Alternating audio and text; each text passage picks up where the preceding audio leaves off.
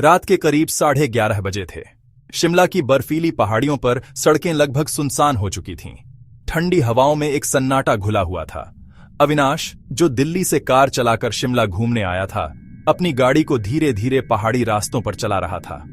Hotel तक पहुंचने का रास्ता गूगल मैप पर साफ दिख रहा था, लेकिन उसके मोबाइल का नेटवर्क अचानक गायब हो गया। ये कैसा इलाका है? उसकी कार एक घने जंगल के पास से गुजर रही थी। सड़क पर धुंध इतनी घनी थी कि सामने 10 मीटर भी साफ नजर नहीं आ रहा था।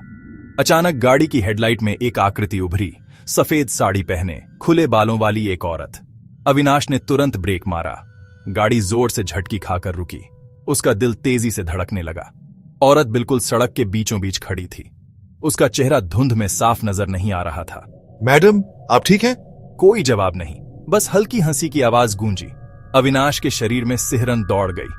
उसने गाड़ी को पास से घुमाने की कोशिश की, लेकिन तभी औरत अचानक कार के बिल्कुल सामने झुक गई। उसका चेहरा अब हेडलाइट में साफ दिख रहा था। सफेद पीला पड़ा चेहरा, खाली आंखें। अविनाश चीख पड़ा और गाड़ी को तेजी से पीछे मोड़ लिया, लेकिन पीछे मुड़ते ही उसका खून जम गया। पीछे की सड़क पर वही औरत खड़ी थी, वही चेहरा, वही हंसी। ये कैसे? लगभग 5 किलोमीटर भागने के बाद उसे सड़क किनारे एक पुराना ढाबा दिखाई दिया, जिसमें हल्की सी रोशनी जल रही थी। वह तुरंत वहां रुका और अंदर भागा।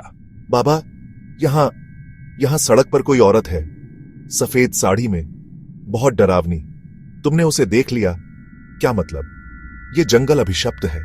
कई साल पहले यहां एक नव विवाहित दंपति की कार दुर्घटनाग्रस्त हो गई थी। पत्नी की वहीं मौत हो गई और पति लापता हो गया। लोग कहते हैं कि औरत की आत्मा आज भी उसी राहगीर की तलाश में है, जो उसे उसकी मंजिल तक पहुंचाए।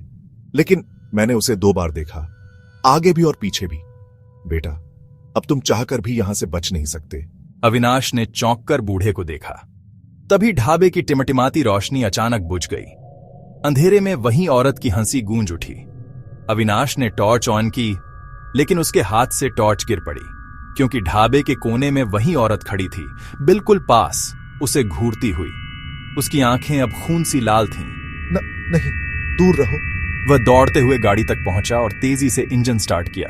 गाड़ी पूरी स्पीड में चल पड़ी, लेकिन स्पीडोमीटर में जब उसने शीशे में देखा तो उसकी रूह कांप गई। पीछे की सीट पर वही औरत बैठी थी, खाली आंखों से मुस्कुराती हुई।